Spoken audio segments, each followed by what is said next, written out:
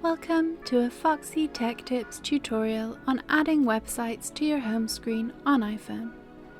If you find this tutorial helpful, please consider subscribing to my channel and liking the video. This is a handy little time saver if you use a website every day and don't want to have to open up a web browser and type in the website name every time you want to open it. To start, open up a web browser and go to the website or page that you want to save on your home screen.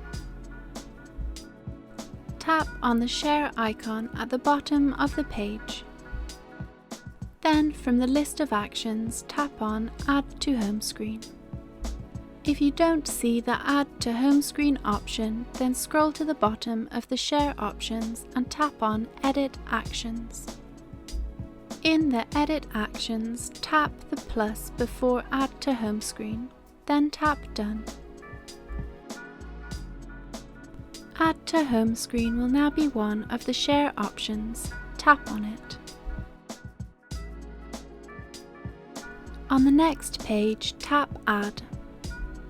That website link will now be saved as an app icon on your iPhone dashboard.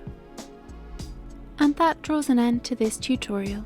Please like the video if you found it helpful and subscribe to Foxy Tech Tips for more iOS tips and tricks.